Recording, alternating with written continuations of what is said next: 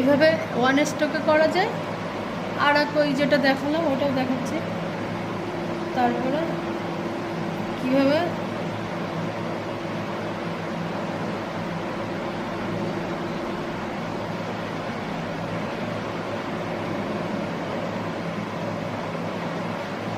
প্রথমেই আমি এরকমভাবে একটা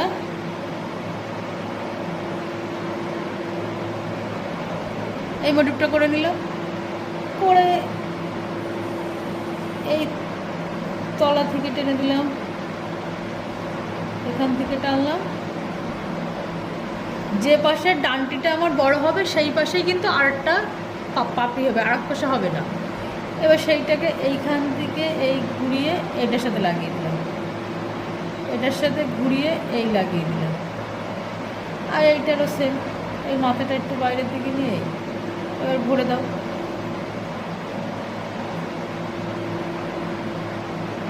এবার ওটা ভরাও যায় না ভরাও যায়, ওটা জাস্ট নিজের উপর।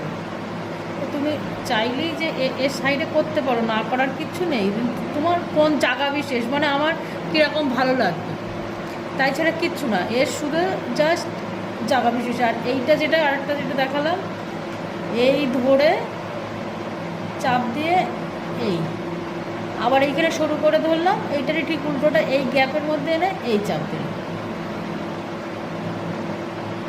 সেম এখানে চাপ দিলাম, দিয়ে তুলি আস্তে আস্তে টেনে নিলাম, এই ধরলাম,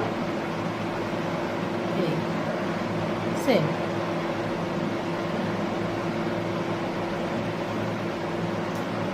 কোনো ব্যাপারই না। আর প্রথমে যদি একদম কঠিন হয় তাহলে এই স্টেপগুলো আগে আমি করে দিচ্ছি, এইগুলো করে নেব। প্রথমে এইটা দিলে, দিয়ে এই টানলে, এখান দিয়ে টানলে, এখান দিয়ে টানলে এই, তারপরে এক এক করে এটা এই সরু একটা তুলি আছে না, ওইটা দিয়ে করে দিতে হবে।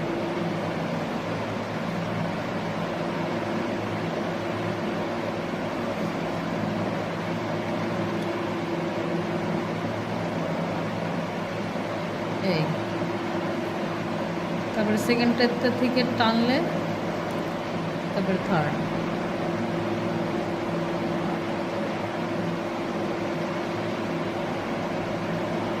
আর ওইটাও যদি ভিতরের ওইটা একটানে না পারো, ওইটাও এইভাবে এঁকে নেবে।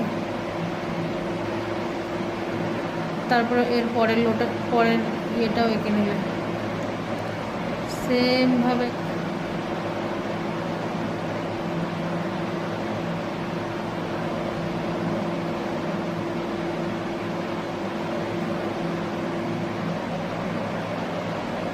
তোমাদেরকে তুলি ধরা অভ্যাস আছে, এটা তো মনে হয় না খুব একটা